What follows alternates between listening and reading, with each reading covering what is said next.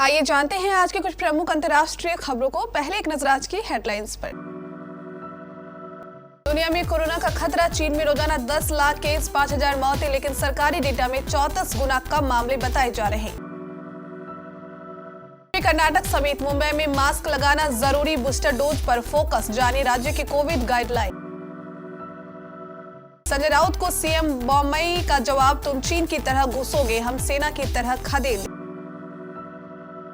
केंद्रीय मंत्री पीयूष गोयल ने वापस लिया संसद में दिया बिहार वाला बयान, कहा अपमान का इरादा न था। कांग्रेस का अविश्वास गिरा, सीएम बोले 5 पापों के कारण गिरी थी नाथ सरकार।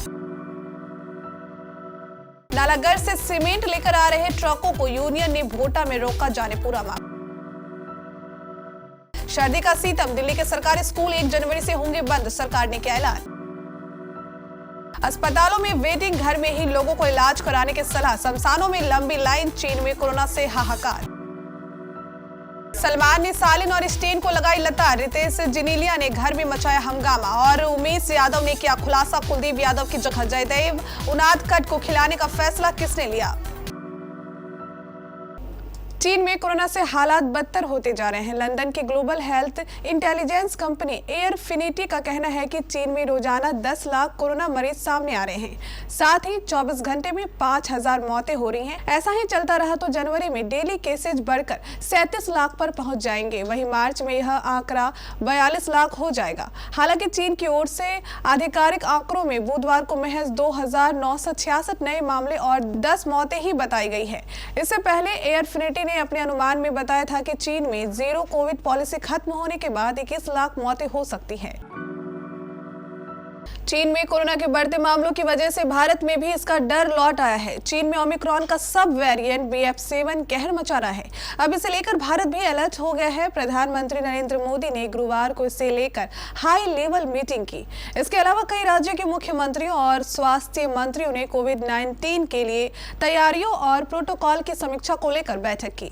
इसमें भीड़ भाड़ वाली जगहों पर मास्क पहनना अनिवार्य करने, जीनोम सीक्वेंसिंग बढ़ाने और जल्द से जल्द लोगों को कोरोना वैक्सीन की तीसरी डोज दिए जाने पर जोर दिया गया। बता दें कि ये बैठकें उत्तर प्रदेश, झारखंड, पश्चिम बंगाल, मध्य प्रदेश, कर्नाटक, तमिलनाडु, उत्तराखंड और हिमाचल प्रदेश में आयोजित की गई। इनमें से कई राज्यों में अधिकारियों और मंत्रियों ने सतर्क रहने की सलाह दी, लेकिन कहा कि घबराने की कोई बात नहीं है। कोरोना वायरस को लेकर बढ़ती आशंका के बीच एक बार फिर से मास्क की वापसी शुरू हो गई है। महाराष्ट्र और कर्नाटक के बीच पैदा हुई सीमा विवाद पर जुबानी जंग तेज हो गई है। कर्नाटक के मुख्यमंत्री बसवराज बोम्मई ने उद्धव ठाकरे गुट वाले शिवसेना के नेता संजय राउत पर निशाना साधते हुए उन्हें देशद्रोही बता डाला है। दरअसल संजय राउत ने एक बयान दिया था जिसमें उन्होंने कहा था कि जैसे चीन भारत में घुसा था वैसे ही वो भी कर्नाटक में घुसेंगे। कर्नाटक के मुख्यमंत्री बोम्मई को उनकी ये बात बुरी लग गई और उन्होंने संजय राउत को देशद्रोही बता डाला। कर्नाटक के मुख्यमंत्री यहीं तक नहीं रुके, उन्होंने संजय राउत के खिलाफ भड़काऊ बयान देने को लेकर कानूनी कार्रवाई करने की चेतावनी दे डाली। महाराष्ट्र और कर्नाटक के बीच के सीमा विवाद को लेकर ठाकरे गुट और भारतीय जनता पार्टी के नेताओं के बीच जुबानी जंग काफी पहले से चल रही है। बिहार पर अपने विवादित बयान पर शुक्रवार को संसद में केंद्रीय मंत्री पीयूष गोयल ने कहा कि मैं स्पष्ट कर दूं कि मेरा बिहार या बिहार के लोगों का अपमान करने का कोई इरादा नहीं है। अगर इससे किसी की भावनाओं को ठेस पहुंची है तो मैं तुरंत उस बयान को वापस लेता हूं। बिहार के अपमान के मुद्दे पर बिहार के सांसदों ने शुक्रवार को गांधी प्रतिमा के सामने विरोध प्रदर्शन किया। इसमें बीजेपी को छोड़कर बाकी दूसरे दलों के सांसदों ने हिस्सा लिया। कांग्रेस, आरजेडी, जेडीयू, लेफ्ट और शिवसेना सहित कई पार्टियों के सांसदों ने इसमें हिस्सा लिया। उन्होंने केंद्रीय मंत्री पीयूष गोयल से माफी की मांग की। गोयल ने राज्यसभा में चर्चा के दौरान कहा था कि ये लोग पूरे देश को बिहार बना देंगे। आज आरजेडी सांसद मनोज झा ने भी राज्यसभा में बिहार के लोगों के बारे में अपमानजनक शब्द का इस्तेमाल करने के लिए केंद्रीय मंत्री पीयूष गोयल से माफी की मांग की थी। मध्य प्रदेश विधानसभा में पिछले 2 दिन से जारी हंगामा बहुत शांति से थम गया। सरकार के खिलाफ कांग्रेस द्वारा लाया गया अविश्वास प्रस्ताव सदन में लंबी और ऐतिहासिक चर्चा के बाद गिर गया। बुधवार को जब यह प्रस्ताव सदन में लाया गया था तब देर रात 12:36 पर इस चर्चा पर बहस हुई थी। गुरुवार को मुख्यमंत्री शिवराज सिंह चौहान ने लगातार 2.5 घंटे बोलकर कांग्रेस के आरोपों पर जवाब दिया। उन्होंने कहा कि वल्लभ भवन दलालों का अड्डा बन गया था। यह ऑन रिकॉर्ड कह रहा हूं, वहां बैठकर कौन कौन पैसे गिनते थे, कितने पैसे बाद में इनकम टैक्स के छापे में बरामद हुए।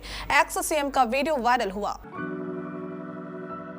हिमाचल प्रदेश के हमीरपुर जिले में पुलिस चौकी भोटा के तहत गुरुवार रात को समय स्थिति तनावपूर्ण हो गई, जब हिमाचल प्रदेश पूर्व सैनिक ट्रक यूनियन के पदाधिकारियों ने नालागढ़ से सीमेंट लेकर आ रहे ट्रकों को हाईवे पर रोक लिया। सूचना मिलने के बाद पुलिस चौकी भोटा की टीम मौके पर पहुंची, लेकिन मामला जल्द नहीं सुलझने पर डीएसपी और हमीरपुर थाना से एसएचओ अपनी टीम के साथ मौके पर पहुंचे। यूनियन के अध्यक्ष जगन्नाथ शर्मा और सतीश कुमार ने कहा कि अदानी कंपनी ने बिना नोटिस बरमाना और दालरा घाट की सीमेंट कंपनियों को बंद कर दिया है। उत्तर भारत में इन दिनों कड़ाके की सर्दी पड़ रही है। ऐसे दिल्ली सरकार ने शीतकालीन अवकाश की घोषणा कर दी है, लिहाजा शिक्षा निर्देशालय की ओर से इस संबंध में आदेश जारी किया गया है।